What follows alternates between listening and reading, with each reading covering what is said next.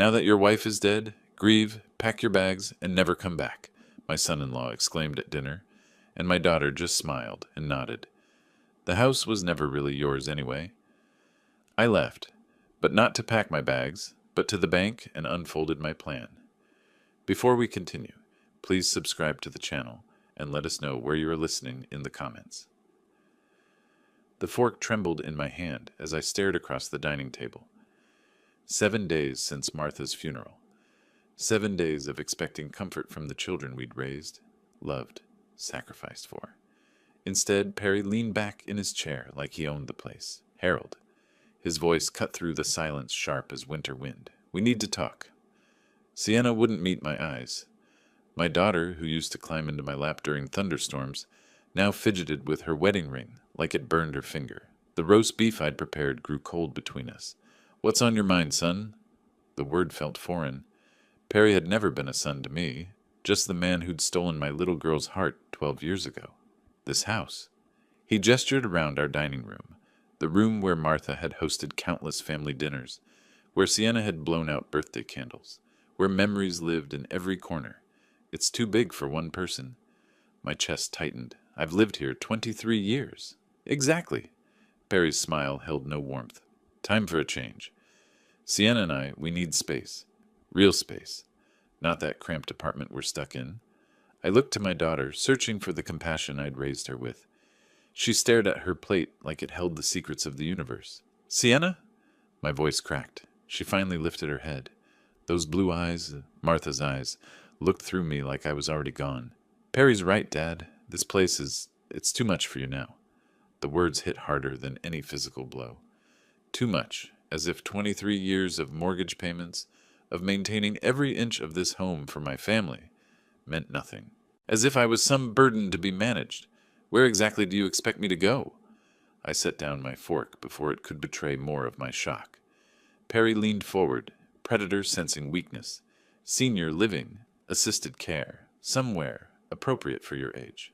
Appropriate, I repeated the word, tasting its bitterness. Dad, you're 67.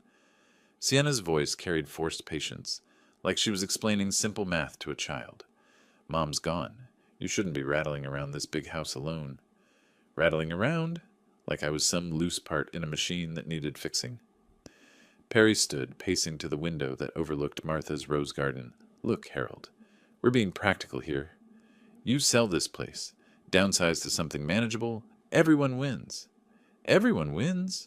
The phrase echoed in my head. Everyone except the man who'd built this life, brick by brick. You could have a nice little apartment. Sienna's words rushed together now, rehearsed lines delivered poorly. No maintenance, no worries. Freedom.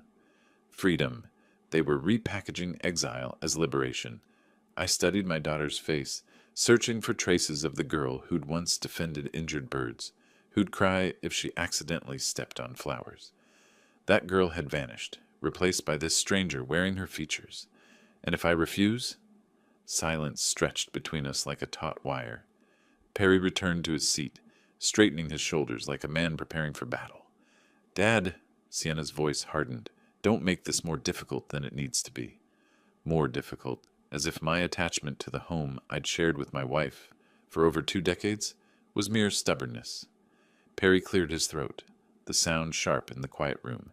His next words landed like hammer blows on glass. Now that your wife is dead, grieve, pack your suitcases, and never come back. The brutality of it stole my breath. Martha, reduced to, your wife? As if 38 years of marriage was just some temporary arrangement. Dead. Pack. Never come back. Each word calculated to wound. I waited for Sienna to gasp, to protest, to show some fragment of the daughter I'd raised. Instead, she nodded. Perry's right, Dad. It's time. Something inside me crystallized in that moment. Not broke. Crystallized. Like water freezing into something harder, colder, more purposeful. I stood slowly, my legs steadier than they'd been in days. I see. 2 words, that's all I managed. 2 words that held 38 years of marriage, 23 years in this house, 67 years of living honorably, and 7 days of grief they'd weaponized against me. I walked to the hallway closet and pulled on my jacket. Behind me, Perry's voice carried smugness like cologne. Smart choice, Harold. We'll help you look at places tomorrow. I didn't respond, couldn't respond. The door closed behind me with a soft click that seemed to echo through my chest. The evening air bit at my face as I stood on my own front porch, looking back at windows glowing warm and welcoming. My house, my life, my family, former family. I walked to my car, each step measured and deliberate. As I drove away, I didn't look in the rearview mirror. I was done looking backward. Something new was taking shape in the space where my heart used to be. Back in my study, I cleared the dinner plates with mechanical precision. Sienna and Perry had left 20 minutes ago, their car doors slamming like gunshots in the quiet evening. Now silence pressed against the walls of my house. Our house, Martha's and mine. I sank into the leather armchair that had been my refuge for 15 years. The graduation photo on my desk caught the lamplight. Sienna at 22, radiant in cap and gown, her arms wrapped around Martha and me. $89,000. That's what her education cost me. Every semester, every dormitory fee, every textbook and meal plan. I transferred the money gladly, watching my savings shrink as my daughter's future expanded. May 2013. The university auditorium was packed, but I only saw her. When they called her name, Sienna Marie Butler, Martha squeezed my hand so tight her wedding ring pressed into my palm. Our daughter walked across that stage like she owned the world. Afterward, in the parking lot, Sienna had thrown her arms around my neck, tears streaming down her face. "I can't believe you did this for me, Dad." Her voice broke with emotion. $89,000. I looked up the receipts you kept. You gave me everything. You're worth every penny, sweetheart. I promise I'll take care of you and Mom when you're older. I swear on my life, Dad, family takes care of family. Family takes care of family. The words echoed now like a cruel joke. I reached for the photo, tracing Sienna's young face through the glass. 5 years later, she'd needed another bailout. $65,000 this time for a house down payment. She and Perry couldn't qualify for the mortgage alone. Too much debt, insufficient credit. They'd sat in my living room, Sienna's eyes red from crying. "We'll pay you back, Dad, every dollar, with interest." Perry had nodded along, though his gratitude felt thin even then. But Sienna's desperation was real. She'd wanted that house like she'd once wanted her degree, with complete, consuming need. I'd written the check the next morning, 2 years ago, their wedding. $23,000 for the country club reception, the flowers, the photographer. Martha was already showing signs of the illness that would take her, but she'd insisted on the expense. "She's our only daughter, Harold. Let's give her a day she'll never forget." During the father-daughter dance, Sienna had whispered in my ear, "Thank you for everything, Dad, for making this perfect. I'm so lucky to have you." Perfect! The word tasted bitter now. Standing, I walked to the filing cabinet where I kept financial records. Martha had always teased me about my meticulous bookkeeping, but numbers don't lie. They tell stories more honest than promises. College, $89,000. House down payment, $65,000. Wedding, $23,000. Smaller loans over the years for cars, emergencies. Perry's failed construction business startup, $38,000, $215,000. Nearly 2/3 of my life savings poured into my daughter's happiness. Each check written with love, each transfer made with pride. A distant memory surfaced. Sienna at 7, wobbling on her first bicycle in our front yard. I'd held the seat steady, running alongside as she found her balance. "We'll always be a family, right, Daddy?" "Always, sweetheart. Family takes care of family." Even then, she'd understood the code we lived by, or I'd thought she had. My phone buzzed against the desk. A text from Sienna. "Thanks for understanding, Dad. This is really for the best.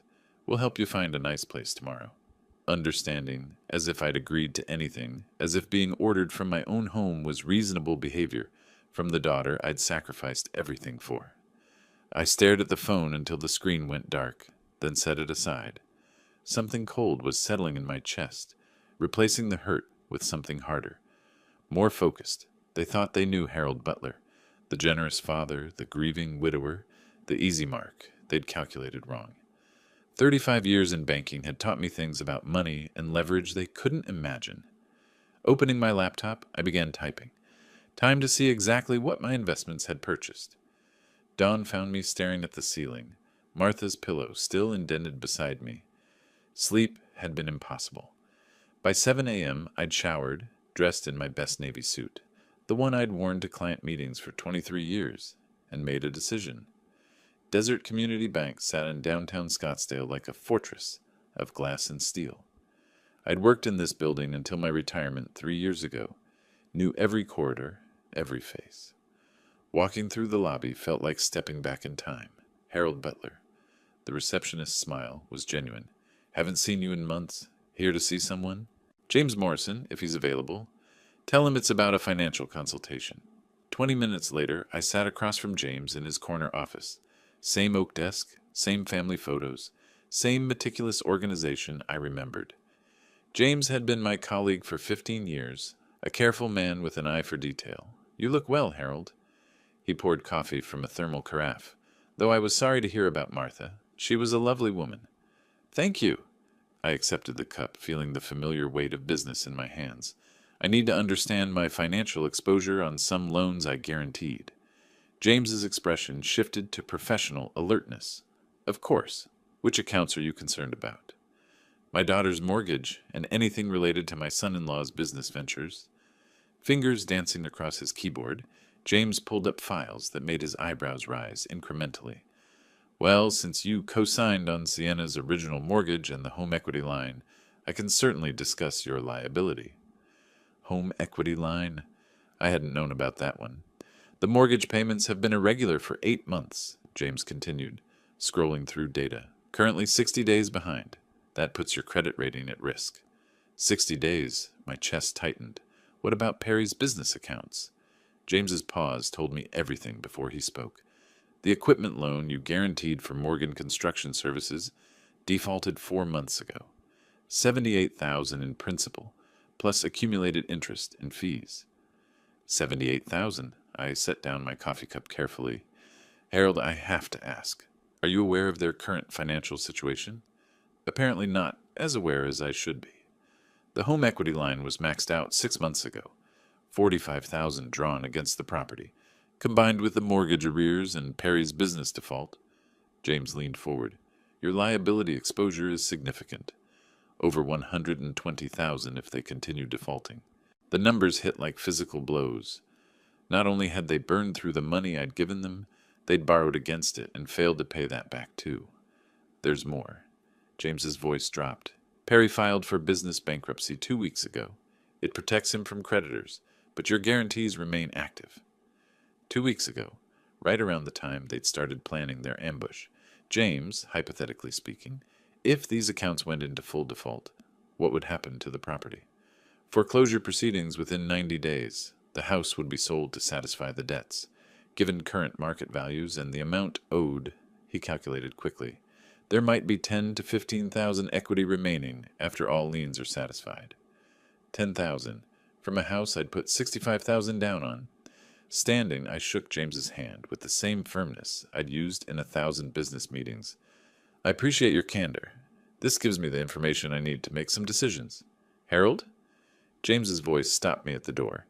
If you need any documentation of these accounts for legal purposes, I can prepare a comprehensive liability report. That would be very helpful. Thank you. Walking to my car, my steps felt different, purposeful. The morning sun was bright and warm, promising a beautiful Arizona day. Sitting behind the wheel, I pulled out my phone and scrolled through my contacts until I found what I was looking for. 3 years retired, but I still remembered which attorneys specialized in financial recovery and estate planning. Sienna and Perry thought they'd cornered a grieving old man. Instead, they'd awakened something much more dangerous, a former banking analyst who now understood exactly how precarious their position really was. The afternoon sun slanted across my desk as I spread out the documents James had prepared. 3 hours since leaving the bank, and my methodical banker's mind was finally taking control. I'd arranged the papers chronologically, loan agreements, payment histories, default notices, creating a timeline of financial disaster. My old calculator sat beside a legal pad filled with figures. 35 years of analyzing credit risks had taught me to read between the lines of financial statements. The story these documents told was worse than I'd imagined. Perry's construction business had collapsed 6 months ago. Not gradually, catastrophically. A $50,000 equipment loan became $78,000 with penalties and compound interest. He'd used personal credit cards to keep the business afloat, turning family money into gambling chips. 4 different credit cards, $23,000 in revolving debt across all of them. The minimum payments alone consumed 40% of their monthly income, assuming Perry found steady work, but it was the mortgage situation that revealed their true desperation. Sienna's house, the one I'd provided a $65,000 down payment for, was 3 months behind on payments. Foreclosure proceedings could begin in 60 days. There was more. A home equity line of credit I'd never known about, maxed out at $45,000. They'd borrowed against the house to cover Perry's business debts, then borrowed more to cover the borrowing. I leaned back in my chair, watching dust motes dance in the sunlight. The numbers painted a picture of people drowning in debt, making increasingly desperate choices. Perry's bankruptcy filing 2 weeks ago protected him from business creditors, but my guarantees remained active. They needed my house. Not wanted. Needed. Their cramped apartment wasn't preference. It was all they could afford while juggling minimum payments on cascading debts. My phone buzzed, a text from Sienna. "Dad, we found a lovely assisted living place in Tempe, much more appropriate than that big empty house. Can we schedule a tour tomorrow?" Much more appropriate. The clinical language couldn't mask the urgency. They weren't thinking about my comfort or happiness. They were calculating square footage against mortgage payments, my house against their survival. Standing, I walked to the filing cabinet where Martha and I had kept important papers. Behind the insurance policies, I found what I was looking for, copies of every loan agreement I'd co-signed over the years. My liability exposure was staggering. If Perry's business debts went to judgment, creditors could pursue me for the full amount. If Sienna's mortgage foreclosed, the deficiency balance would become my responsibility. Conservative estimate, $140,000 in potential claims. But liability worked both ways. As co-signer, I had legal rights. Rights to demand financial information. Rights to protect my interests. Rights they'd never expected me to exercise. I pulled out my laptop and began typing. Time to see exactly what those rights entitled me to. The Arizona revised statutes were quite specific about guarantor protections. Section 47-3605 was particularly interesting. Co-signers could demand immediate payment or dissolution of guaranteed obligations under certain circumstances. Circumstances like concealment of additional debts, like using guaranteed credit for unauthorized purposes, like attempting to defraud the guarantor. My phone rang. "Sienna, again? Hi, Dad. Did you get my text about the tour?" I did. My voice sounded different to my own ears. Calmer, more controlled. "Wonderful. They have availability next week. You could be settled in by month's end." Month's end. 23 days from now. "Sienna, I need to ask you something. Are you and Perry having financial difficulties?" Silence stretched between us like a held breath. "Why would you ask that, Dad?" "Because I care about your welfare, as your father and as someone who's helped support your financial decisions over the years. We're fine, just looking for more space, for our future." "Future? Built on my house, my money, my destroyed trust. I see. Well, we'll talk more soon about the tour tomorrow. I'll let you know." After hanging up, I sat staring at the wall where Martha's college degree hung beside mine. She'd always been the trusting one, the one who saw the best in people. But she'd also been the one who insisted I keep meticulous records of every financial transaction. "Trust but verify," she used to say, especially with family money. Now I understood why. Tuesday morning brought the call I'd been expecting. 8:45, precisely the time desperate people contact family members, early enough to seem urgent, late enough to avoid accusations of panic. My coffee was still steaming when the phone rang. Sienna's name on the display brought a smile I hadn't felt in weeks. "Good morning, Sienna." "Dad?" Her voice carried an unfamiliar tremor. "I hope I'm not calling too early." Not at all. I've been up since 6. I settled back in my chair, watching steam rise from my mug. What can I do for you? A pause, then carefully chosen words. I need to discuss something important with you. About our conversation Sunday. Which part? Well, about the house situation and some financial concerns Perry and I are facing. Financial concerns. Such delicate language for catastrophic debt. I'm listening. Dad, we're going through a difficult period. Perry's construction work has been inconsistent, and with some unexpected expenses, her voice faltered. We need help, just temporarily. 15,000 would get us back on track. 15,000, not even enough to catch up their mortgage payments, but probably enough to stave off foreclosure for another month. No, Sienna. Silence stretched between us like a held breath. I'm sorry, what? I said no, I won't be lending you money. Dad, I don't think you understand. This isn't for vacation or luxury. We could lose our house. Could lose. They were 3 months behind. They would lose it within 60 days unless someone intervened. Someone like their generous father who'd always rescued them before. I understand perfectly. But you've always helped us. When I needed college money, when we bought the house, the wedding. Always helped. $215,000 worth of help, to be precise. That was then. Dad, what's wrong with you? Panic crept into her voice. This isn't like you. We're family. Family, the word she'd forgotten when ordering me to pack my bags and disappear. Are we? Of course we are. Dad, please. I know Sunday was tense, but we can work through this. We just need 15,000 to catch up payments and... The answer is no, Sienna. I don't understand. Her voice broke slightly. You have the money. You know you do. And we'll pay it back. We always have. Actually, they never had. Not once. Every loan became a gift through their practiced combination of gratitude and selective memory. No means no. Dad, please. Real desperation now, the facade crumbling. The mortgage company called yesterday. We have 2 weeks before they start foreclosure proceedings. I'm begging you. 2 weeks. My timeline was more accurate. They had less than that before the acceleration clause kicked in and the entire balance became due immediately. Have you considered downsizing? Perhaps something more appropriate to your current income? Dad, you can't be serious. That house is our home, our future. You helped us buy it. Helped them buy it? $65,000 down, my signature on their guarantee, my credit backing their dreams. Sometimes circumstances change. What circumstances? Dad, talk to me. What's really going on? What was going on? Their loving father had discovered exactly how much their affection was worth.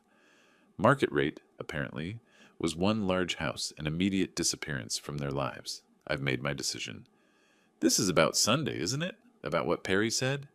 Her voice pitched higher. Dad, he didn't mean it. We were stressed, scared about money, and... Goodbye, Sienna. Dad, wait! I hung up. The phone immediately began ringing again. I turned off the ringer and returned to my newspaper. The financial section had an interesting article about the rising foreclosure rates in Arizona. Apparently, many families were discovering that living beyond their means had consequences. Outside, a mockingbird was singing in Martha's rose garden.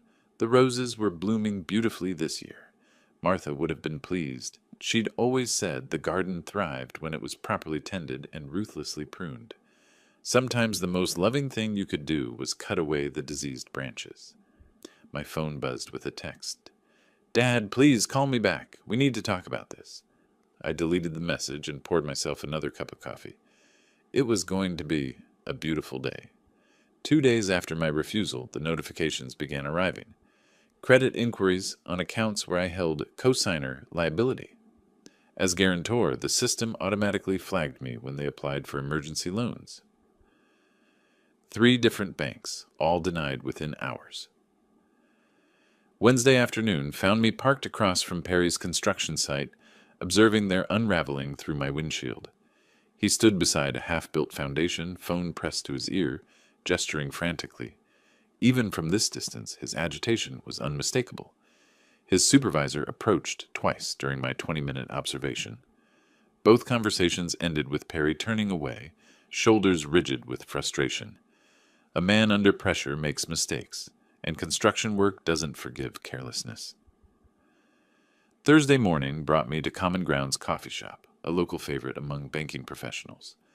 I'd cultivated relationships here for 30 years, relationships that now provided valuable intelligence. Harold Butler, as I live and breathe.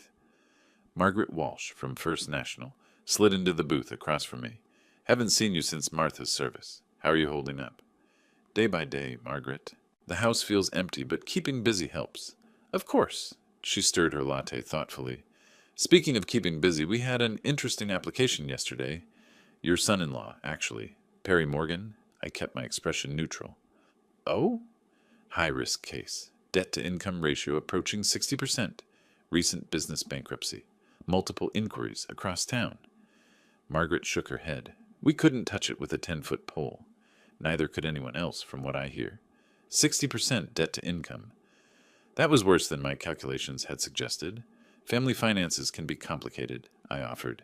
This went beyond complicated. The application showed 3 months of missed mortgage payments, maxed credit cards. The works. She leaned forward conspiratorially. Between you and me, Harold, they're looking at foreclosure inside 2 weeks. I felt bad turning them down, but we have shareholders to consider. 2 weeks. My timeline had been optimistic. That's unfortunate. The sad part? If they'd had a qualified cosigner, someone with real assets and clean credit, we might have worked something out. But they came in alone, desperate as church mice. Qualified cosigner. The irony wasn't lost on me. After Margaret left, I sat finishing my coffee and considering the information. Perry and Sienna were discovering that financial reputation, once damaged, couldn't be quickly repaired.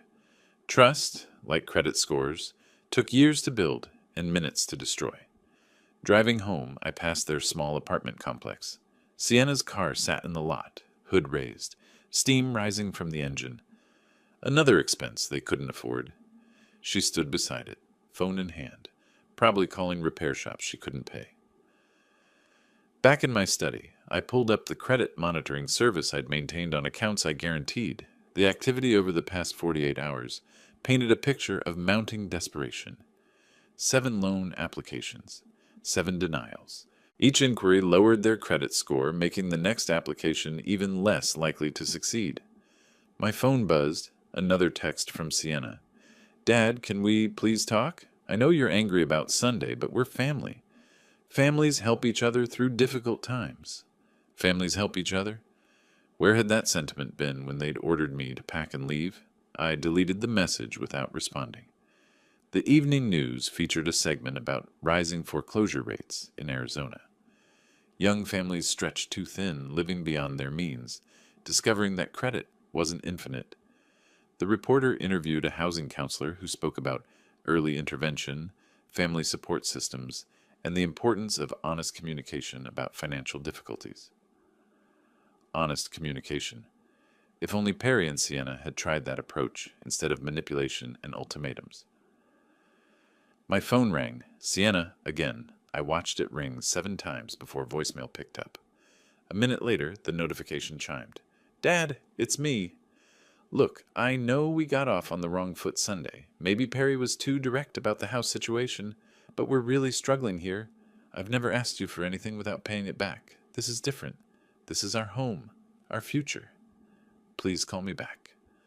Never asked for anything without paying it back. Apparently, she'd forgotten the $73,000 in unpaid loans I'd written off as gifts over the years.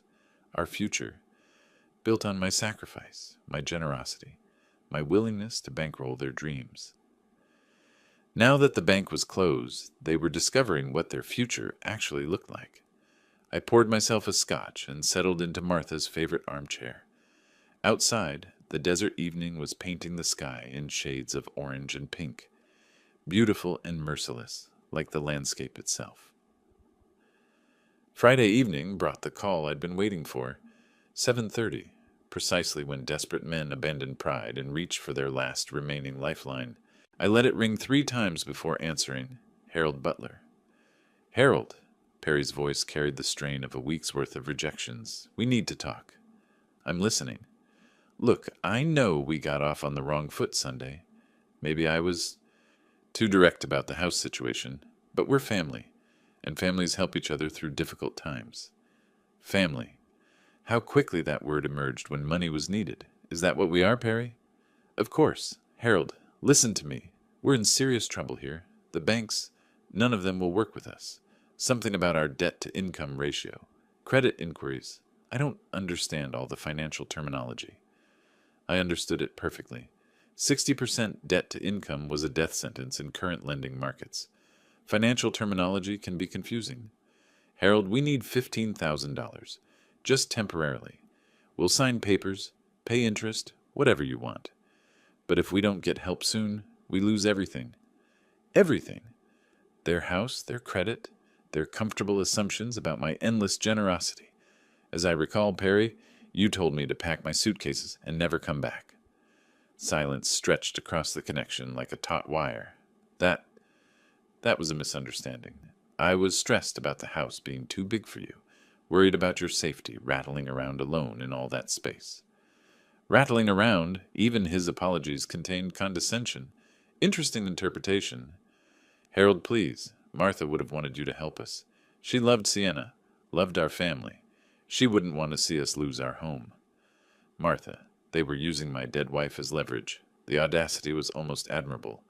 Martha is gone, Perry. I make my own decisions now. What's happened to you? His voice pitched higher, desperation bleeding through attempted control. This isn't the Harold I know. The Harold who helped with college, the wedding, the house down payment.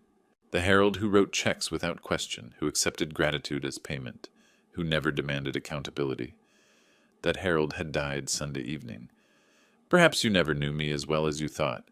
This is about Sunday, isn't it? About what I said. Panic crept into his tone. Harold, I apologize. I was wrong. I should never have suggested you leave your own house. Should never have suggested. Not shouldn't have meant it, but shouldn't have said it. Your apology is noted. Then you'll help us? No. Why not? The question exploded across the line. You have the money. You know you do. 300,000 in savings, maybe more. What's 15,000 to you? 300,000, close to my actual balance. Someone had been researching my finances. How do you know my account balance, Perry? Sienna mentioned... Look, that doesn't matter. What matters is you can save us, and you're choosing not to. Choosing not to, as if generosity was an obligation rather than a gift. You're right, I am choosing. You son of... He caught himself, breathing hard. Harold, I'm trying to be respectful here, but you're pushing me.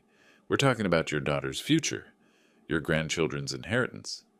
Grandchildren that didn't exist, from a daughter who'd ordered me banished. Are you threatening me, Perry? I'm explaining reality. If we lose this house, if our credit is destroyed, if we're forced into bankruptcy, that affects everyone, including you. Everyone except the man they'd tried to exile. I think our conversation is finished. Wait. Harold, just tell me why. Why won't you help us? What did we do to deserve this? What did they do? They'd calculated my grief as weakness, my love as vulnerability, my generosity as guaranteed income. They'd weaponized Martha's funeral as leverage for financial gain. Perhaps you should ask yourself why your loan applications keep getting rejected. Another silence, longer this time. When Perry spoke again, his voice carried a different quality. Suspicion. What do you mean by that? Exactly what I said. Harold, what aren't you telling me? Everything. My professional network, my cosigner rights, my strategic patience, my detailed understanding of their financial desperation. Good evening, Perry. Harold, don't you dare hang up on... I disconnected the call and turned off the ringer. Outside my study window, the desert evening painted the sky in shades of crimson and gold, beautiful and unforgiving, like justice itself. My phone buzzed with a text message. Perry, this isn't over, old man. Not by a long shot. I smiled and deleted the message. He was right about one thing. This was just the beginning. Saturday morning brought clarity about my next move. Perry's threats had crossed a line that required appropriate response. If he wanted to play hardball, I'd show him what professional-level strategy looked like. My first stop was the public library's Business Research Center. 23 years in banking had taught me that every company leaves a paper trail, and Desert Vista Construction, LLC, would be no exception. The Arizona Corporation Commission database revealed interesting details. Desert Vista had filed late payment notices with 3 subcontractors in the past 4 months. Cash flow problems, permit delays on 2 municipal projects, a workers' compensation claim still pending investigation. I printed the relevant pages and moved to the construction industry databases. The picture grew clearer. Rising material costs, labor shortages, and delayed municipal payments were squeezing small contractors across Arizona. Desert Vista was swimming in troubled waters. At Common Grounds coffee shop, I encountered Bob Henley, a former client who'd retired from the city planning department. Our conversation started with pleasantries about Martha's memorial service and evolved into industry discussion. "The construction business is brutal right now," Bob mentioned, stirring his coffee. "Half these small outfits are one project failure away from bankruptcy. I imagine permit compliance is crucial in that environment. More than ever, with all the safety regulations, insurance requirements, worker protection laws, one violation can shut down a project for weeks." Interesting. I made a mental note to research Desert Vista's compliance record more thoroughly. "Any particular companies giving the department headaches?" Bob lowered his voice. "Well, between you and me, there's been some concerns about Desert Vista construction. Nothing actionable yet, but their safety protocols seem loose, and their insurance documentation has been late on several occasions." Safety protocols, insurance documentation. In the construction industry, these weren't merely bureaucratic requirements. They were the difference between profitable projects and regulatory nightmares. Back home, I spent Sunday morning cross-referencing public records with industry reports. Desert Vista's financial stress was more severe than I'd initially assessed. They owed $67,000 to a concrete supplier, $42,000 to an electrical subcontractor, and had missed 3 insurance premium payments. But the most interesting discovery came from the Better Business Bureau database. 2 complaints filed in the past month, both regarding incomplete work and payment disputes, not enough to destroy a company, but sufficient to raise questions about reliability. I pulled out my old business contact list. Retirement hadn't severed all professional relationships. David Marsh at Southwest Insurance Group handled workers' compensation for most area contractors. Sarah Adams at Municipal Licensing had processed permit applications for decades. Both owed me favors from our banking days. By Sunday afternoon, I'd made discreet inquiries with 3 different agencies. Not accusations, simply concerned questions about industry compliance and risk management. Professional due diligence, the kind any experienced business analyst might pursue. "David, I'm doing some informal consulting work, and Desert Vista Construction came up as a potential partner," I'd explained to the insurance executive. "Their coverage seems adequate, but I wanted to verify their claims, history, and payment status." "Harold, between us, they're on thin ice. 2 late payments, and we're required to notify their bonding company. 1 more missed premium, and their coverage lapses."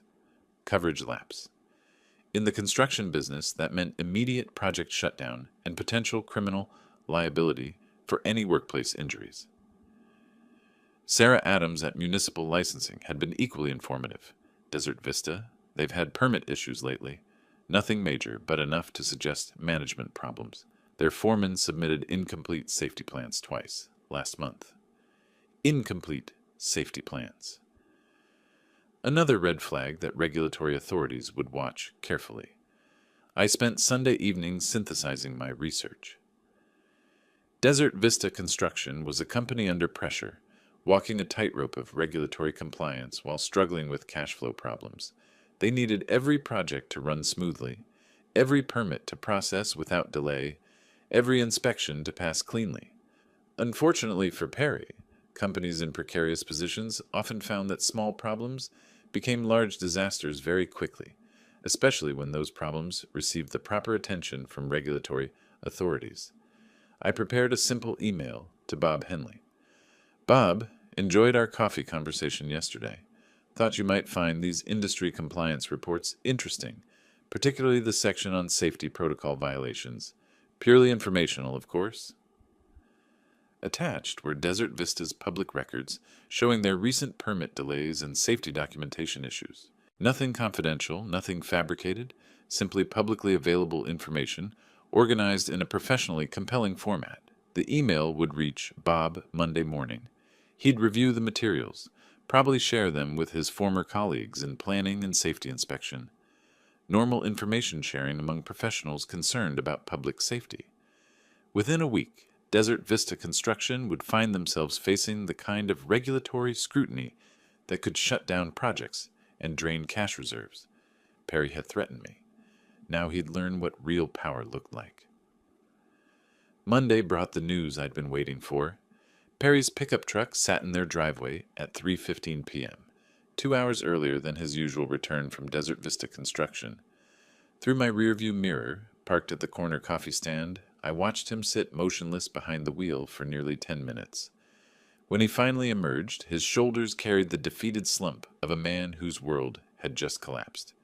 The regulatory scrutiny I'd orchestrated had worked faster than expected.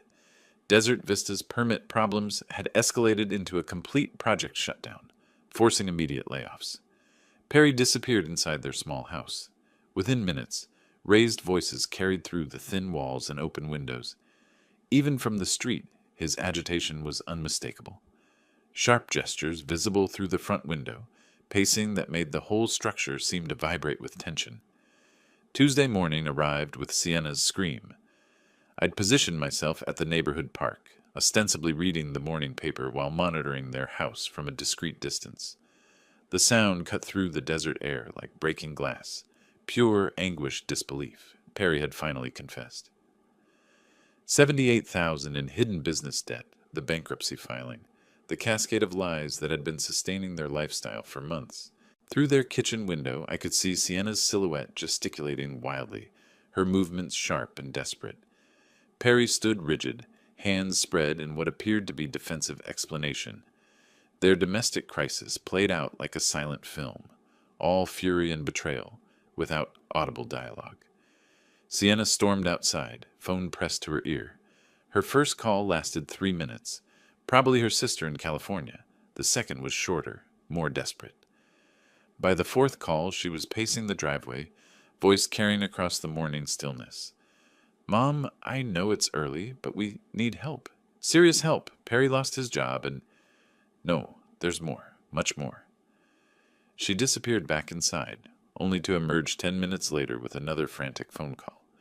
This pattern continued throughout the morning, desperate outreach to anyone who might offer financial salvation.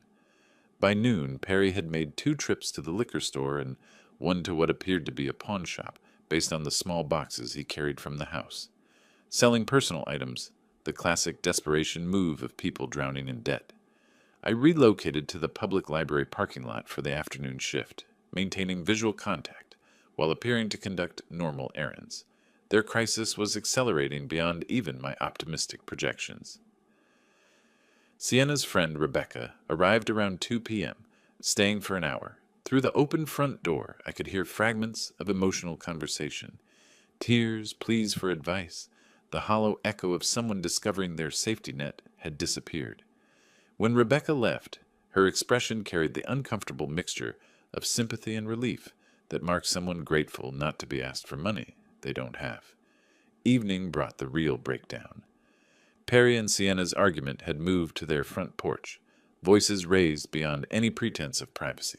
Standing in my own front yard, ostensibly watering Martha's roses, I could hear every bitter word. "You bankrupted us." Sienna's voice cracked with exhaustion and fury. $78,000, Perry. How do you hide $78,000? I was trying to save the business. Everything I did was for our future. Our future? What future? We lose the house in 6 days.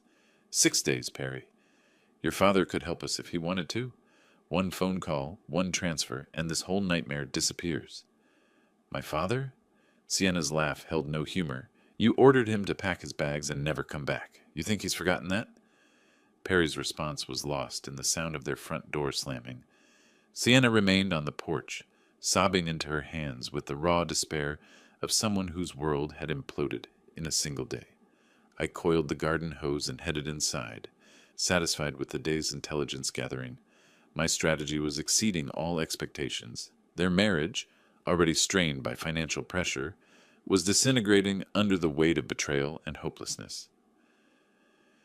Phase 2 of my plan was complete. They'd lost their income, exhausted their credit, and now faced the destruction of their most fundamental relationship, trust between husband and wife. Tomorrow would bring phase 3, but tonight I'd pour myself a scotch and appreciate the elegant precision of watching people reap exactly what they'd sown. The desert evening painted the sky crimson and gold.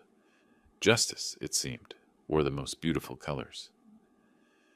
Wednesday evening brought the visitors I'd been expecting. Through my front window, I watched them approach, Sienna clutching Perry's arm for support, both moving with the defeated shuffle of people who'd run out of options. The doorbell rang once, a tentative, almost apologetic sound. I took my time answering, adjusting my tie, checking my appearance in the hallway mirror. When dealing with desperate people, timing and presentation were everything. "Dad!" Sienna's eyes were red-rimmed from crying. "Thank you for seeing us." "Sienna." "Perry." I stepped aside, allowing them entry but making no welcoming gestures. "Please come in." They followed me to the living room, where I took my customary chair. Martha's chair remained empty beside me, a silent reminder of what they'd cost me. Perry and Sienna perched on the edge of the couch like children called to the principal's office. "I suppose you have something to discuss." Sienna's composure cracked immediately. "Dad, we're in serious trouble. I know we made mistakes, said things we shouldn't have, but—" "Mistakes." I repeated the word with clinical precision. Interesting choice of terminology. "Harold, I need to apologize." Perry's voice carried the strain of swallowed pride. "What I said at dinner, about packing your bags. That was completely inappropriate. I was stressed about our financial situation and took it out on you." "Our financial situation." Even in apology, he was rewriting history. "You were stressed," I acknowledged. "About what, specifically?" Perry's jaw tightened. The question forced him to reveal weakness he'd preferred to hide. "Business problems. Debt issues I should have discussed with Sienna earlier." "How much debt, Perry?" The silence stretched uncomfortably. Sienna looked at her husband with fresh pain. Even now he was reluctant to confess the full scope of his deception. $78,000, Perry finally admitted. "That's substantial." I kept my voice professionally neutral. "And your employment situation?" "I lost my job. Monday. Construction industry problems." Construction industry problems. Not regulatory scrutiny triggered by concerned citizens sharing public safety information. Perry still didn't understand the true scope of his predicament. "Dad, please!" Sienna's voice broke. "We lose the house in 5 days. I've called everyone. My sister, college friends, anyone who might help. Nobody has that kind of money available on short notice." "Nobody except the father she'd helped evict from his own home. And you thought of me. Your family." Tears streamed down her face. "You're all I have left since Mom died. She would have wanted us to stay together, work through our problems." "Martha, they were invoking my dead wife's memory to leverage sympathy from me. Your mother valued honesty above all else. She kept meticulous records, insisted on transparency in all financial matters." Sienna missed the implication, but Perry's eyes narrowed slightly. He was beginning to sense something beneath my calm responses. "Dad, I know I haven't been the perfect daughter, but I'm still your little girl. Please don't abandon me when I need you most." Your little girl, the same child who'd watched silently while her husband ordered me to pack my belongings and disappear. "What specifically are you asking me to do?" "Lend us money," Perry said quickly. 40,000 would cover the mortgage arrears and give us breathing room to find new employment. 40,000, a fraction of what they actually owed, but enough to postpone their day of reckoning. That's a substantial sum. "We'll pay you back," Sienna promised, with interest. "Whatever terms you want. We'll sign legal documents, put the house up as collateral." "Put the house up as collateral?" "The house I'd already provided the down payment for, on the mortgage I'd already guaranteed." "I see." I leaned back in my chair, studying their desperate faces. "And if I refuse?" The question hung in the air like smoke. Sienna's shoulders shook with suppressed sobs. Perry stared at the floor, pride and desperation warring in his expression. "Then we lose everything," Sienna whispered. "Our home, our marriage, our future." "Our future, built on lies, sustained by deception, collapsing under the weight of consequences they'd never anticipated." I stood slowly, walking to the window that overlooked Martha's garden. The roses were blooming magnificently this year. She'd always said that proper pruning was essential for healthy growth. This is quite a predicament you found yourselves in. Behind me, I could hear Sienna's quiet weeping, Perry's labored breathing. They were waiting for my decision, hanging on every word, completely dependent on my mercy. For the first time in weeks, I felt the deep satisfaction of perfect justice. "Before I consider your request," I said, turning from the window, "I think you should understand exactly how you arrived at this moment." Sienna wiped her eyes, confusion flickering across her tear-stained face. "What do you mean?" "I mean that very little of what's happened to you has been coincidental." I walked to my desk, opening the center drawer where I'd kept detailed records of every strategic decision. Perry's expression shifted from defeat to wariness as I pulled out a manila folder, thick with documents. "Let me show you something interesting." I spread the timeline across the coffee table between us. Monday, March 18th. I visited my former colleague, James Morrison, at Desert Community Bank. Perry's face went pale. "You did what?" "As co-signer on your loans, I had every legal right to review your financial status. James was quite thorough in his assessment." I pulled out the printed credit reports. 78,000 in business debt, 3 months behind on mortgage payments, credit cards maxed at 60% of available limits. Sienna stared at the documents. "Dad, I don't understand." "I conducted a professional risk analysis of your situation. 23 years in banking taught me to recognize when clients were beyond salvage." I turned to another page. "Your debt-to-income ratio was approaching 65%, statistically impossible to sustain." "You were analyzing us?" Perry's voice carried growing horror. When Sienna called requesting $15,000, I'd been expecting it for days. The timing was predictable, based on your payment schedules and cash flow projections. You planned to refuse?" "Perry, you ordered me to pack my suitcases and never return. Did you imagine there would be no consequences for that level of cruelty?" I moved to the next set of documents. The banking community in Scottsdale is remarkably interconnected. Margaret Walsh at First National, David Adams at Community Trust, Sarah Morrison at Southwest Credit Union, all former clients of mine. Perry was standing now, his face flushed with understanding rage. "You blacklisted us." "I shared legitimate concerns about risk factors and payment reliability. Everything I discussed was publicly available information. You destroyed our credit applications. I provided professional insight to colleagues making prudent business decisions." Sienna was staring at me as if seeing a stranger. "Dad, what are you saying?" "I'm saying that Desert Vista Construction was already vulnerable before I shared workplace safety concerns with Bob Henley at City Planning. Their permit compliance was questionable. Their insurance payments were late.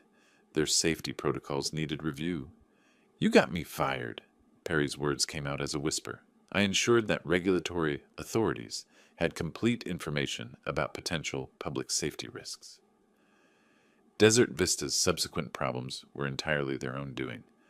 I pulled out the final document, my handwritten strategic timeline. Every phone call, every refusal, every coincidence was calculated for maximum psychological impact at optimal timing. "You planned all of this?" Sienna's voice broke. "From the moment Perry told me to pack my bags, yes. I spent 35 years analyzing financial vulnerabilities and strategic pressure points. Applying that expertise to your situation was simply professional methodology." Perry lunged forward, grabbing the papers. "You manipulative old—" "Careful, Perry." My voice carried steel. "You're still in my house, requesting my help." He froze, documents trembling in his hands as he read my methodical planning notes. The dates, the strategic decisions, the professional contacts leveraged, the systematic elimination of their options. "You destroyed our marriage." Sienna's accusation hung in the air. "Your marriage was collateral damage. The primary objective was appropriate consequences for unconscionable behavior. We're your family. Family members don't order each other to disappear after 38 years of service and sacrifice. You redefined our relationship that Sunday evening." Sienna collapsed back onto the couch, overwhelmed by the scope of betrayal. "How could you do this to your own daughter? How could you stand silently while your husband ordered me to abandon my own home?" Perry threw the papers across the room, scattering my careful documentation. You're a monster. I'm a professional who applied systematic thinking to a personal problem. You threatened someone you thought was helpless. You discovered otherwise. The room fell silent except for Sienna's quiet sobbing. They were processing the magnitude of being completely outmaneuvered by someone they'd underestimated. Now, I said, returning to my chair with the calm authority of complete victory, shall we discuss the terms under which I might consider helping you? Perry gathered the scattered papers with trembling hands, his face flushed with rage and humiliation. Sienna remained collapsed on the couch, processing the magnitude of her father's strategic masterpiece. These are my terms, I said, returning to my chair, with the calm authority of complete victory. You wanted to discuss assistance. Let's discuss it properly. Terms? Sienna's voice was barely a whisper. You ordered me to pack my suitcases and disappear. Now you need my help to survive. That requires acknowledging some fundamental realities about our relationship going forward. Perry looked up from the documents, hatred burning in his eyes, but tempered by desperate necessity. What do you want? First, a written apology. Public acknowledgement that your treatment of me was inappropriate and cruel. You'll submit it to the neighborhood newsletter and post it on social media. You want us to humiliate ourselves publicly? I want you to correct the record about my character and worth. Your neighbors watched you disrespect a grieving widower. They should know you recognize that behavior was unacceptable. Sienna nodded slowly. Okay, we'll write an apology. Second, you'll treat me with the respect and courtesy appropriate for the family patriarch. No more dismissive comments, no more financial presumptions, no more orders about my living arrangements. Yes, Harold, Perry said through gritted teeth. Third, any assistance I provide comes with conditions. You'll follow my financial guidance, attend counseling for your marriage problems, and maintain employment that I approve of. You want to control our lives. I want to ensure my investment isn't wasted on people who haven't learned from their mistakes. I stood and walked to my desk, pulling out my checkbook. The sound of the pen scratching across paper was the only noise in the room. I'm prepared to provide $25,000, enough to prevent foreclosure and give you breathing room to rebuild your lives properly. Sienna's eyes widened. 25,000, but we need 40 to catch up completely. You need to learn the difference between rescue and assistance. I'm not restoring your previous lifestyle. I'm preventing total collapse while you construct something more sustainable. I tore off the check and set it on the coffee table. This comes with monthly progress reports, financial transparency, marriage counseling attendance, employment verification, respectful communication. Perry stared at the check like it was both salvation and poison. And if we refuse these terms, then you leave my house and solve your problems without my involvement. The silence stretched for nearly a minute. They were calculating their options, weighing pride against survival, dignity against necessity. We accept, Sienna said finally. All of it. Perry's jaw worked like he was chewing glass, but he nodded. Yes, we accept your terms. Excellent. I picked up the check and held it just beyond their reach.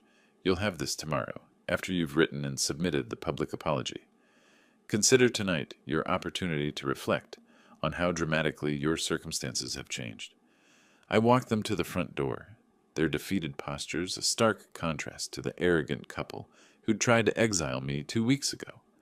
One final thought, I said as they stepped onto the porch. You assumed I was weak because I was grieving, generous because I was loving, helpless because I was older. You confused kindness with stupidity and patience with powerlessness. Perry turned back, his face twisted with impotent rage. This isn't over, Harold. You're absolutely right. It's not over. It's just beginning under new management. I closed the door and returned to the living room, gathering the scattered documents from my strategic timeline. Outside, their car started and drove away, carrying 2 people who'd learned that cruelty has consequences. In my study, I opened Martha's photo and smiled at her gentle face. I think you'd be proud, I told her.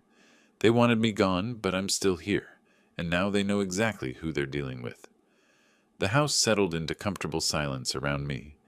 Justice, I discovered, was a dish best served systematically.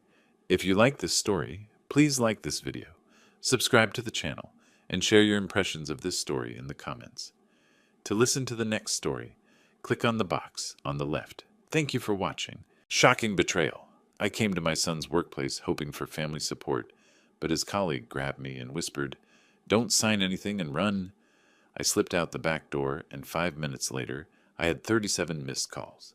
Before we continue, please subscribe to the channel and write in the comments what time it is where you are now. The front door exploded open without warning. Daniel burst through, his face chalk white, clutching crumpled papers that shook in his trembling hands. My evening teacup slipped from my fingers, shattering against the hardwood floor. "Dad, it's over. The FBI could come any minute." Documents scattered across my coffee table like autumn leaves in a hurricane. Bank statements, legal notices, numbers bleeding red across white pages. Daniel's designer suit hung wrinkled, his usually perfect hair disheveled. He looked like a man running from ghosts. "Slow down, son." I set my newspaper aside, reaching toward him.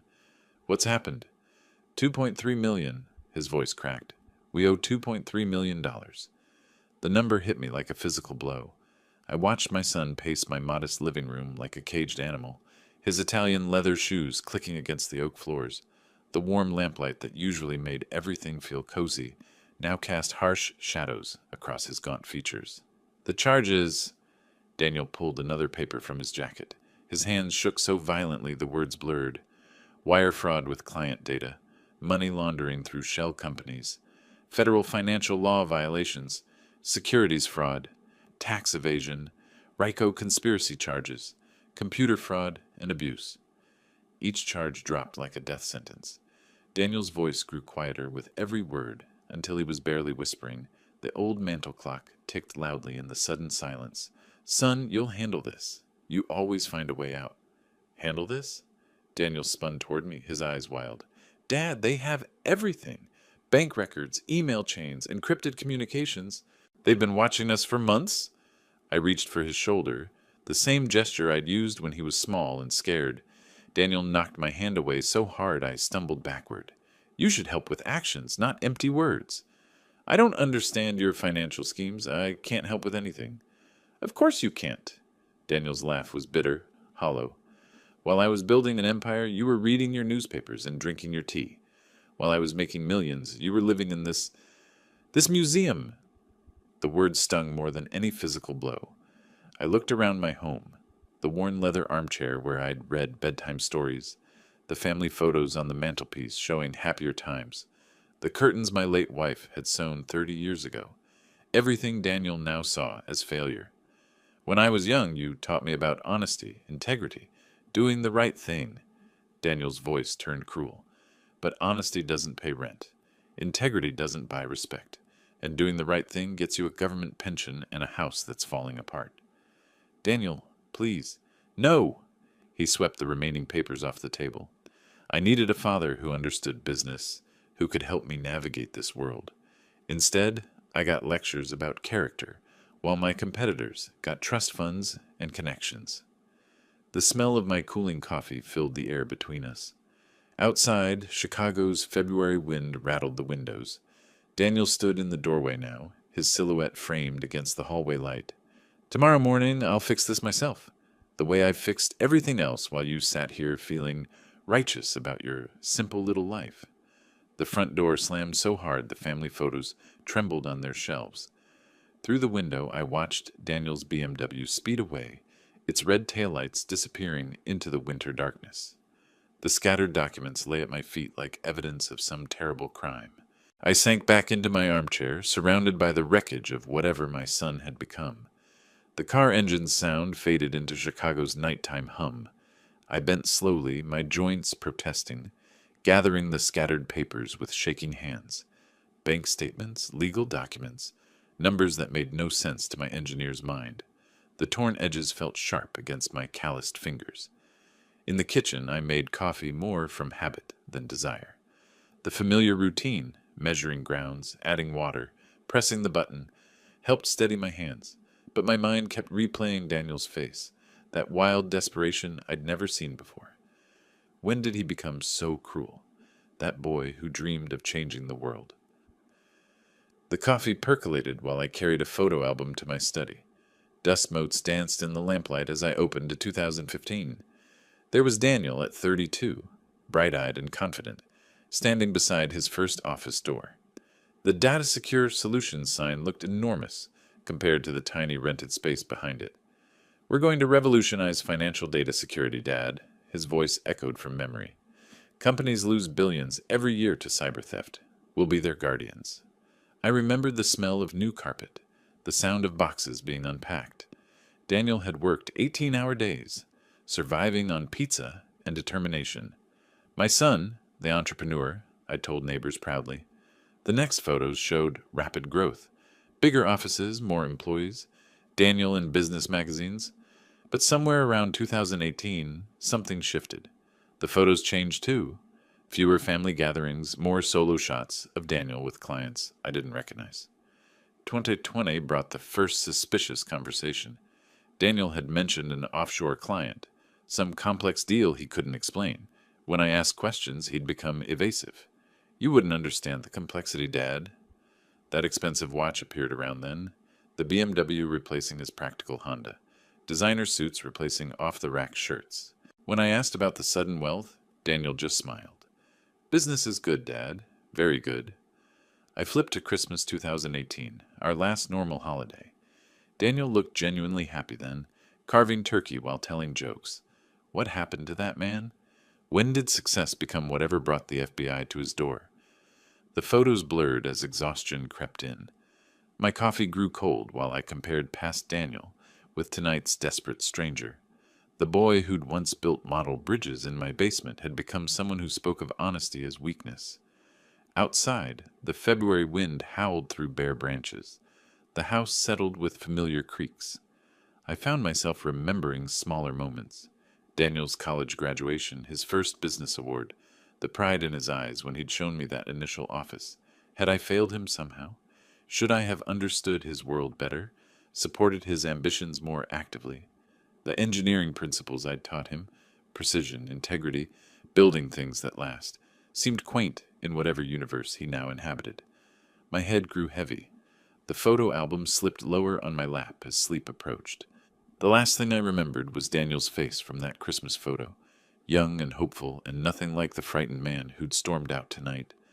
The phone's shrill ring jolted me awake at 8:45 a.m. My neck ached from sleeping in the chair. The photo album slid to the floor as I fumbled toward the kitchen, confused about time and place. "Dad, come to the office right now!" Daniel's voice exploded through the phone before I could say hello. I pressed the receiver closer, still groggy from my uncomfortable night in the armchair. "What happened? Why such a rush?" "I'll explain on site. The driver's already coming to you." "Driver? Daniel, what?" "Everything gets resolved right now. Just trust me, okay? 10 minutes. The line went dead. I stared at the silent receiver, Daniel's urgency still echoing in my ear. He'd spoken faster than usual, his words tumbling over each other like someone running out of time. In my bedroom, I grabbed clothes quickly. Khakis, a button-down shirt, my warmest jacket. February in Chicago demanded layers. My reflection in the mirror showed an old man with rumpled hair and worried eyes. Someone pulled into events beyond his understanding. Should I call someone? Robert Lewis, my lawyer friend? But Daniel had sounded so certain, so desperate for immediate action. Whatever was happening, waiting seemed impossible. From my front window, I watched the quiet suburban street. Most neighbors were already at work. The Hendersons' house stood dark, the Johnsons' driveway empty. Evanston morning silence surrounded me like a cocoon I was about to leave forever. A black sedan appeared at the corner, moving with purpose down my street. Not Daniel's BMW. This was bigger, more formal, with tinted windows that reflected the overcast sky. Professional, serious. The kind of car that meant business I didn't understand. The engine's low hum grew louder as it approached. My stomach tightened with each second.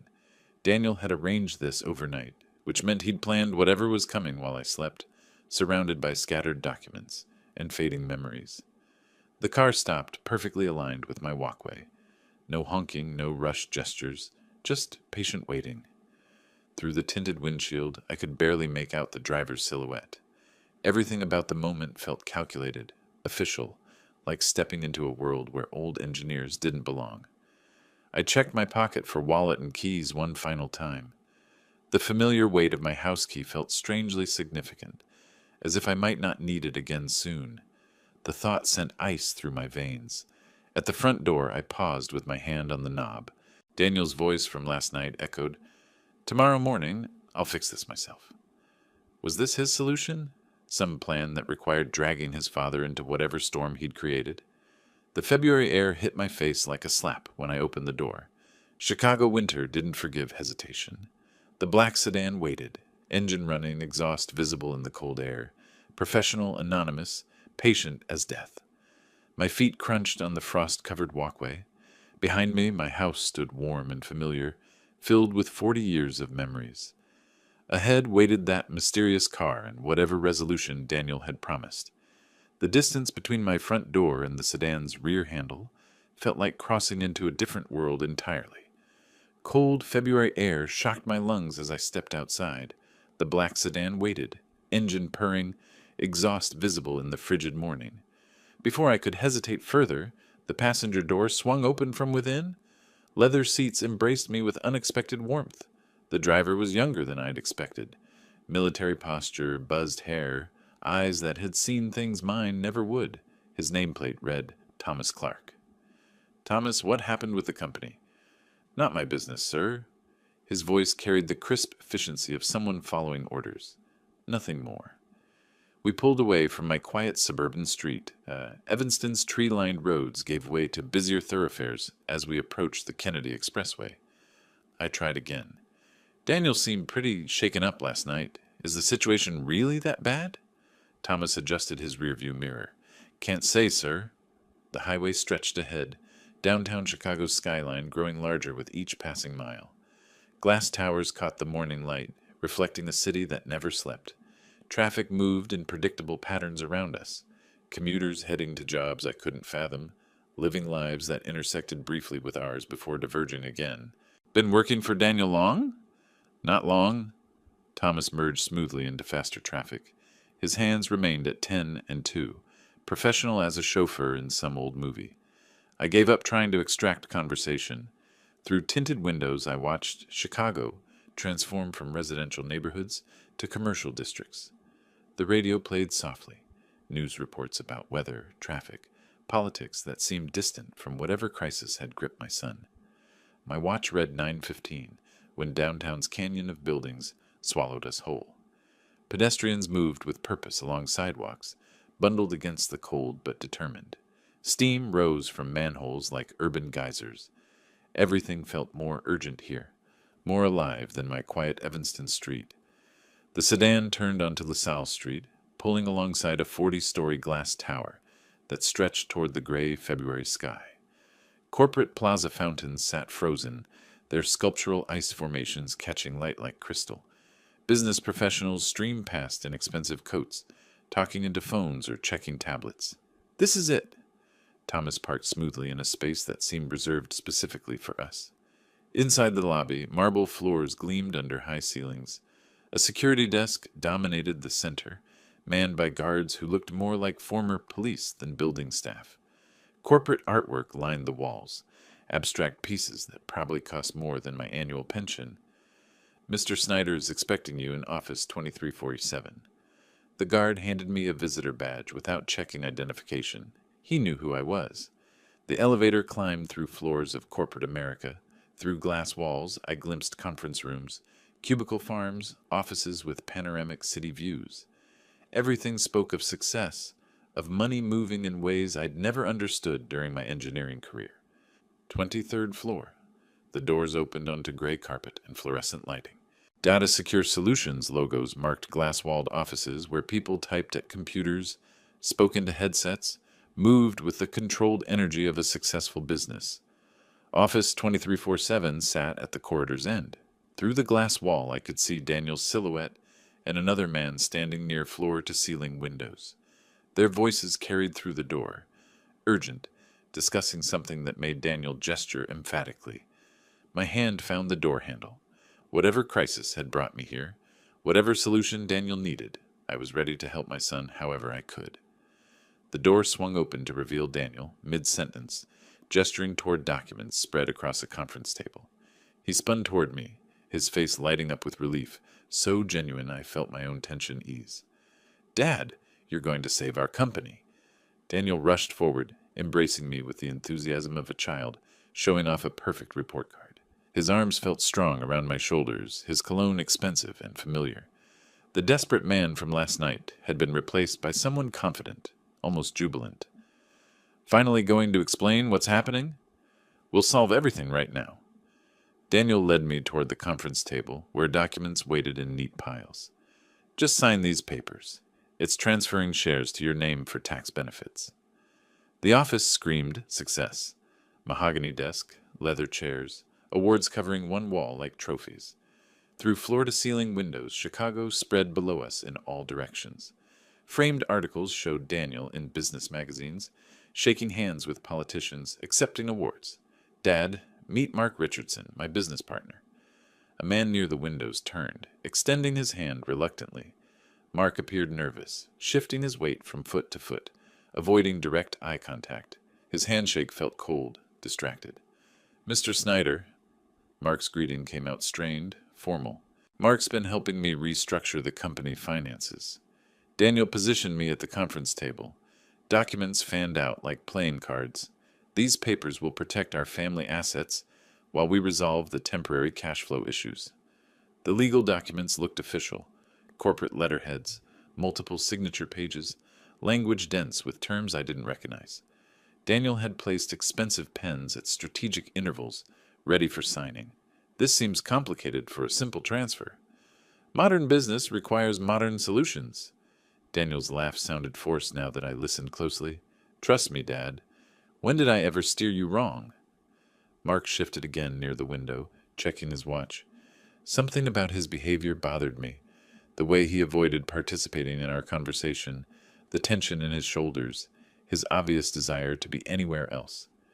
I reached for one of the documents, trying to parse legal jargon that might as well have been written in Sanskrit. Phrases like nominal director and personal liability jumped out, but their context remained unclear. A sharp knock interrupted my reading. Emma Wilson, a young woman in professional attire, entered without waiting for permission. "Mr. Snyder, you're urgently needed on the phone." Daniel's confident expression flickered momentarily before recovering. "Can't it wait? We're in the middle of—" "It's about the Michigan Avenue situation," they said immediately. "Of course." Daniel squeezed my shoulder paternal, the loving father helping his family through crisis. "Dad, just look over the papers. I'll be right back. This won't take long." The door closed behind Daniel and Emma, their voices fading down the hallway. Suddenly the office felt different, quieter, more tense. Mark remained by the window, but his posture had changed. His reflection in the glass showed a man wrestling with some internal decision. I picked up the pen closest to the signature lines. Whatever these documents contained, they would help my son navigate his business crisis. After 40 years of engineering precision, signing papers to support families seemed simple enough. The pen felt heavier than it should have in my fingers. Mark's hand shot out, grabbing my sleeve just as the pen touched paper. "Stop! Don't sign anything! Get out of here!" The urgency in his voice froze my blood. Documents scattered as I jerked backward, the pen clattering to the floor. "What are you saying?" "Your son wants to transfer all debts and criminal responsibility to you." Mark's words tumbled out in a desperate rush. "These documents make you nominal director and personally responsible for $2.3 million in debt." My world tilted sideways. The elegant office, the loving reunion, Daniel's confident embrace, everything suddenly felt like stage props in some elaborate theater. "That's impossible. He's my son. Right now, FBI is searching another company office. You have maybe 5 minutes to disappear." Mark pointed at the documents with shaking fingers. "Look at page 3. Backdated contracts making you responsible for everything. All the wire fraud, money laundering, securities violations, they become your crimes the moment you sign." The pages blurred as I tried to focus. There it was, buried in legal language. Personal liability clauses, financial responsibility transfers, signature lines that would transform me from retired engineer to federal criminal. "He planned this." The words came out as barely a whisper, My own son planned to destroy me. Daniel's been setting this up for months. The company crisis, the desperate phone call, bringing you here, all of it choreographed. Mark glanced toward the door nervously. He could come back any second. My hand shook as I pulled out my smartphone, photographing page after page. The camera captured corporate letterheads, backdated signatures, clauses that would have made me liable for crimes I'd never heard of until yesterday. Why are you helping me? Because I can't watch an innocent man get framed. Mark moved toward the door, listening for footsteps, even if it cost me everything. What happens when Daniel realizes? We worry about that later. Right now, you need to disappear before FBI locks down this building. Mark led me through a side door I hadn't noticed, into service corridors that smelled of industrial cleaning supplies. Emergency lighting cast harsh shadows on concrete walls. Our footsteps echoed in the narrow space. Service elevator to parking garage, exit on State Street, not LaSalle. 23 floors of service stairs stretched below us. My legs, already weak with shock, protested each step. Metal railings felt cold under my grip. Mark stayed close, occasionally checking his phone for messages. Daniel will know you helped me. Maybe, but I'll deal with that consequences. Mark's voice carried grim determination. What I can't deal with is staying silent while he destroys his own father. 15 floors. 10. My breathing grew labored, sweat mixing with February cold from the stairwell. Each step took me further from the trap Daniel had prepared, closer to whatever came next. If you need testimony, evidence, anything, call me. Mark pressed a business card into my hand. But be careful. Daniel's not finished with you yet. 5 floors. 3. The parking garage level appeared through a door marked emergency exit only. Mark hesitated at the threshold. I have to go back. If Daniel suspects... Thank you. The words felt inadequate for what he'd risked. I won't forget this. Just stay alive, Mr. Snyder. That's thanks enough. State Street's cold air hit my face like freedom itself. Pedestrians moved around me, oblivious to the trap I'd just escaped. Behind me, the glass tower stretched toward gray sky, holding secrets that could have destroyed everything I'd built in 68 years of honest living. My phone buzzed. 37 missed calls from Daniel. He knew I'd escaped. State Street's cold air burned my lungs as I stumbled away from the building, legs still shaking from 23 floors of concrete stairs. Behind me, the glass tower stretched toward gray February sky, holding secrets that had almost destroyed me. My phone buzzed. Daniel. First missed call. Mr. Snyder! I spun around to see Mark emerging from the same exit, breathing hard, sweat visible despite the cold. He glanced nervously at the building behind us, then grabbed my elbow. Take these stairs to the basement. There's an exit to State Street. What about you? I need to go back so he won't suspect. Mark's military bearing couldn't hide his fear. Daniel will realize you're gone in minutes, maybe less. My phone vibrated again. Call number 2. How long has this been planned? The question came out broken, defeated. Months, maybe longer. Mark checked his watch, then the building entrance. Those documents were prepared specifically for you. Backdated signatures, financial transfers, everything designed to make you look like the mastermind. The weight of betrayal pressed against my chest like a physical force. While I'd been worrying about my son's business troubles, he'd been constructing an elaborate trap designed to destroy me. Get to a lawyer. You have the evidence.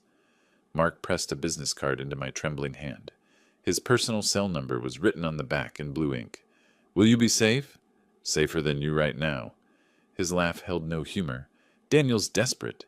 He'll try everything. Guilt, threats, manipulation. Don't answer his calls. Phone call 3, 4. The vibrations felt like electric shocks against my leg. If this goes to court, I'll testify.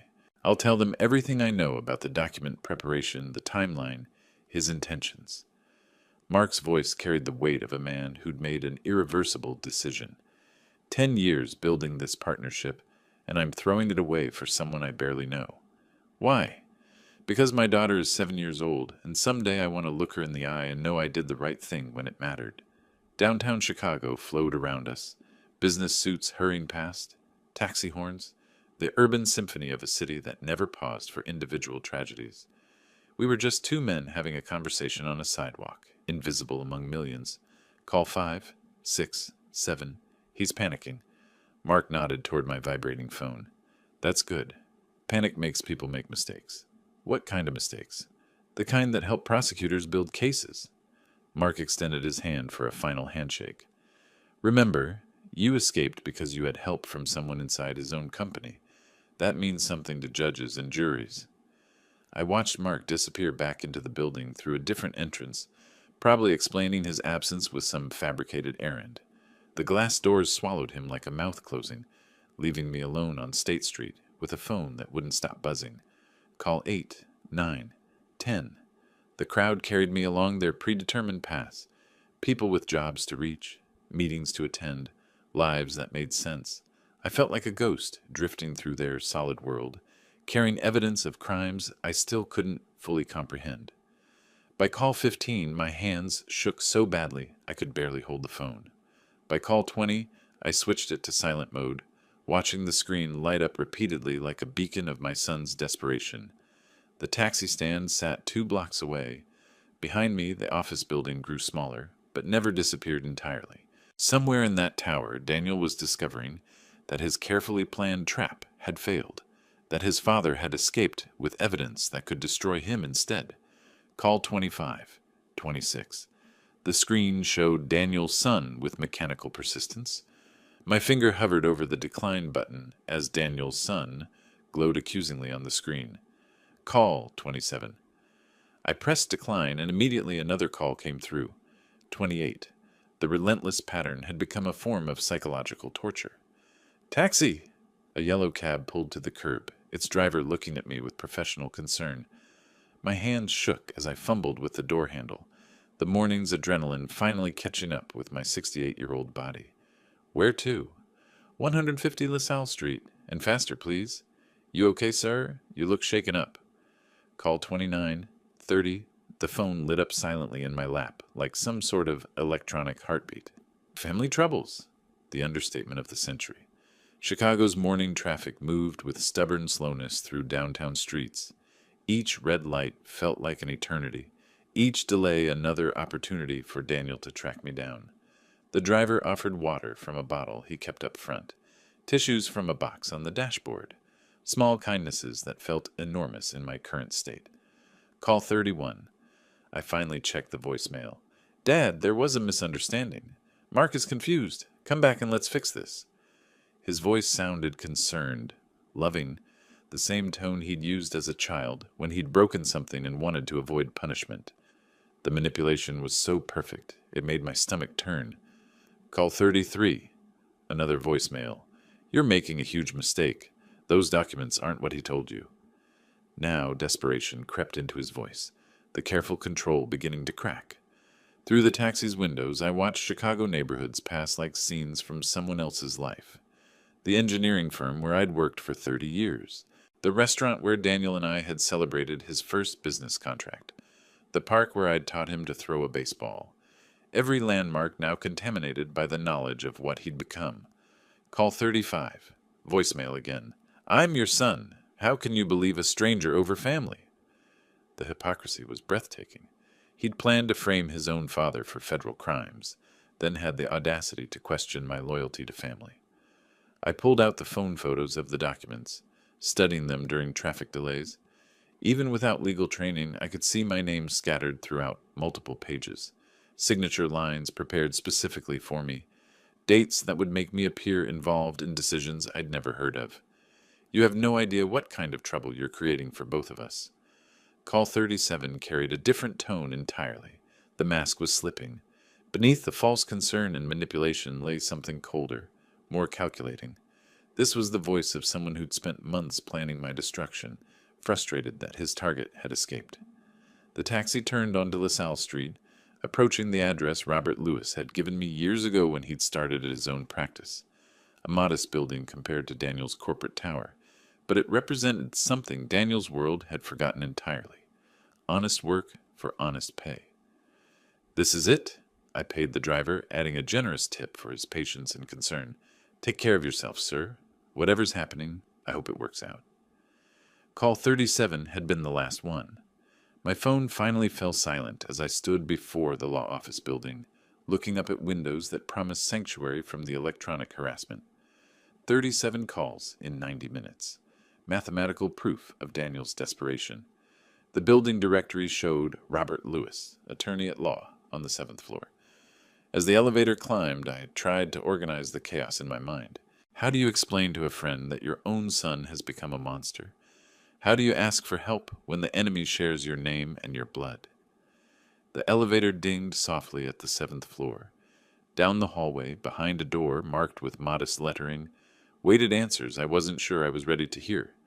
The law office smelled of leather books and strong coffee, familiar scents from a world where words had precise meanings and justice still existed as more than an abstract concept.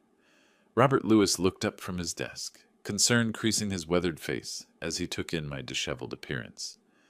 "Wilfred, this is more serious than it seems." We'd been friends for 40 years, but I'd never seen Robert's expression quite like this. Professional outrage mixed with personal protectiveness. The document photos glowed on his computer screen, legal language that had seemed confusing, now rendered deadly clear by his expertise. How much more serious? If you had signed, you would have become personally responsible for all company debts and criminal charges. 15-20 years in prison. The number hit me like a physical blow. 20 years. At 68, that meant dying behind bars for crimes I'd never committed, destroyed by the son I'd raised to value honesty above profit. Your son is using backdated contracts. This means legally you would have become co-owner from last year. Robert's finger traced lines of text on his screen, showing me clauses that would have retroactively made me appear responsible for decisions made while I was reading newspapers in my living room. He's been planning this for months? Based on these dates and the sophistication involved, yes. This isn't something you create overnight. Robert leaned back in his chair, professional anger radiating from his posture. "Wilfred, in 30 years of practice, this is the most cynical manipulation I've ever encountered." The coffee cup in my hands grew cold as Robert explained the technical mechanisms Daniel had prepared. Personal guarantees that would have made my house and savings liable for company debts. Corporate structure changes that would have positioned me as the decision-maker for all the wire fraud, money laundering, and securities violations. The federal prosecutors would have seen you as the mastermind, an experienced engineer using technical knowledge to commit sophisticated financial crimes. But I don't know anything about financial crimes. That wouldn't matter. These documents create a paper trail showing months of involvement. Your signature would have validated everything retroactively. Robert pulled up federal sentencing guidelines on another screen, showing me the mathematical reality of white-collar crime punishment. The numbers were merciless. Financial fraud carried mandatory minimums that didn't bend for age, confusion, or family manipulation. What about the $2.3 million debt? Personal liability. They would have taken your house, your savings, your pension, everything. Robert's voice carried the weight of legal certainty. Your son engineered complete financial and criminal destruction. My phone buzzed with a text message. Daniel again, but Robert held up his hand. "Don't read it. From now on, all communication goes through me. You're not just a victim anymore. You're a witness to attempted fraud." The shift in terminology felt significant. Victim implied helplessness. Witness implied power. What do? We go on the offensive. Criminal complaint against Daniel for attempted fraud.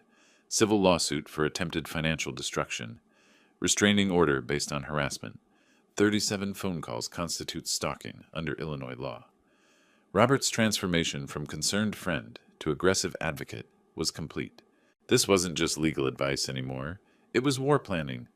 The FBI is already investigating the company's financial crimes. When we present this evidence, it changes their entire case. Instead of your son being a defendant, he becomes the primary target. Will Mark Richardson be safe? We'll make sure of it. His testimony is crucial, and witness protection protocols exist for exactly these situations. Robert began organizing documents, creating files, building the foundation for what he clearly saw as a winnable battle. His certainty helped quiet the chaos in my mind, replacing panic with something I hadn't felt since this nightmare began. Hope. "One more thing, Wilfred. When this goes to court, and it will go to court, juries hate family betrayal more than almost any other crime. What your son attempted doesn't just violate federal law, it violates every basic human decency. I stood to leave, feeling steadier than I had since yesterday evening. The documents that had almost destroyed me were now weapons in my own defense. The son who'd planned my ruin had instead provided evidence of his own crimes. The elevator doors opened as I reached for the call button, but my phone rang before I could step inside. Not Daniel this time, an unknown number I didn't recognize. My finger hovered over the screen, uncertain whether this was salvation or a new form of danger. The taxi pulled into my driveway at 6:20 p.m., and my heart sank. Daniel's BMW sat there like a predator, waiting for prey, chrome bumper reflecting the streetlights that had just flickered on. He'd been waiting, planning this ambush while I met with Robert, while I learned the full scope of his betrayal. "Keep the meter running," I told the driver, then reconsidered. This needed to end tonight. Daniel emerged from his car as I paid the fare, moving toward me with false urgency. 3 cigarette butts lay crushed near his feet. Unusual for him, a sign of how badly his world was unraveling. "Dad, finally! I've been calling all day." His appearance shocked me. Wrinkled shirt, unshaven face, dark circles under eyes that had once sparkled with ambition. The successful businessman from this morning had been replaced by someone desperate and dangerous. "Where have you been? Why won't you answer my calls?" "I know about your plan, Daniel." The words stopped him mid-stride. His false concern flickered like a broken neon sign, replaced by something calculating and cold. "What plan? I was trying to save you." "Save me?" My voice carried the strength Robert's consultation had given me. "You wanted to make me your scapegoat. That's not. Mark doesn't understand business. He's lying to you." Daniel's panic leaked through his attempted control. "I'm your son. How can you believe strangers over me?" Neighbors' curtains twitched in nearby windows. The Henderson family across the street pretended to check their mailbox while obviously listening. Our family destruction was becoming suburban entertainment. 15 to 20 years in prison, Daniel. That's what you planned for me. His face went white. The specific knowledge meant I'd talked to lawyers, meant his manipulation had completely failed. "You ungrateful old man, I built everything."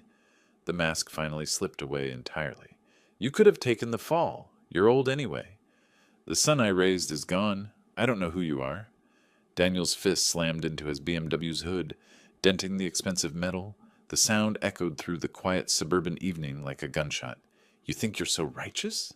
His voice rose to a shout that carried to every house on the block. "You lived your small, pathetic life while I created an empire.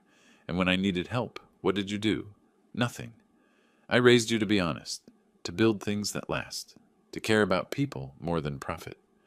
"Honesty?" Daniel laughed, a sound devoid of any warmth. "Honesty gets you a pension and a falling-apart house in Evanston. I chose success. You chose to destroy your own father." The words hung in the cold February air between us. Behind those words lay 37 phone calls, months of planning, documents designed to steal my freedom and my life. Behind them lay every loving moment we'd shared, now revealed as preparation for ultimate betrayal. "I don't need a father who won't help his own son." Daniel's voice cracked with rage and desperation. "You want to play victim? Fine. Play victim in court. Play victim to your lawyer friends. But don't expect me to pretend I still care. I never expected you to care. Not after this morning." Daniel moved toward his car, then spun back for one final blow. "Forget the word dad. To me, you're just Wilfred now." The BMW's engine roared to life with unnecessary aggression. Tires screeched against asphalt as Daniel reversed out of my driveway, leaving black marks on concrete I'd sealed myself last spring. The sound faded into Chicago's urban hum, carrying with it the last remnants of whatever relationship we'd once had. I stood alone in my driveway, house key in my trembling hand, surrounded by the wreckage of a family that had taken 42 years to build and one morning to destroy completely. The front door felt heavier than usual as I pushed it open and stepped into the sanctuary of my own home. The months between February and May moved with the grinding pace of federal justice. FBI completed their investigation, finding even more financial irregularities than initially discovered. I testified twice before grand juries, worked closely with Robert on legal strategy, and watched from a distance as Daniel's world crumbled. His company collapsed, his assets were frozen, and his former business associates distanced themselves like he carried a contagious disease. May 20th arrived with the weight of finality. Federal Courthouse, Northern District of Illinois, stood like a monument to justice in downtown Chicago.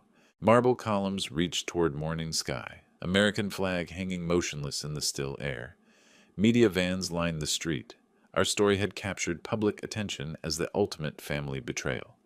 Local executive tried to frame own father, the headlines wrote themselves. Inside courtroom 2347, the same number as Daniel's office, a coincidence that felt like cosmic irony, I took my seat in the gallery. Daniel sat at the defendant's table in orange jumpsuit and shackles, the successful businessman completely erased. His expensive suit had been replaced by prison uniform, his confident posture broken by months in federal custody. All rise for the Honorable Judge Patricia Morrison. Mark Richardson took the witness stand first, his voice shaking with emotion but steady in purpose. I could not allow an innocent person to suffer. He looked directly at Daniel as he spoke.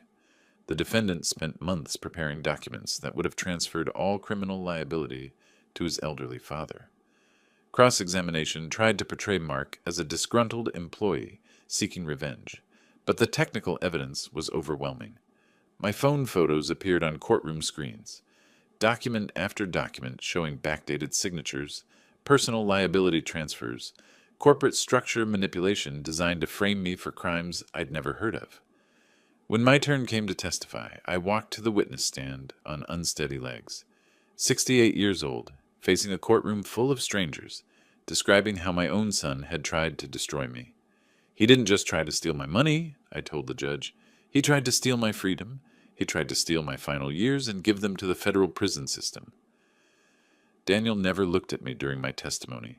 He stared at the table, shoulders hunched, a broken man who'd gambled everything on manipulation and lost.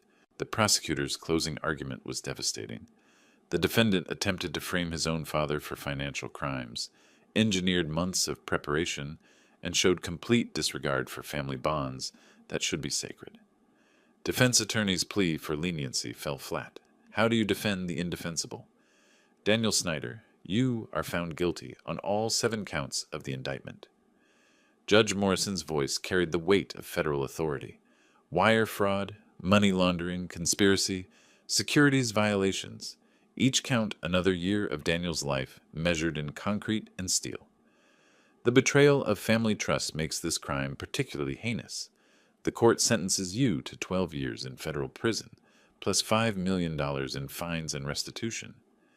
Daniel's shoulders shook, his head fell into shackled hands. Reality had finally penetrated his narcissistic delusion.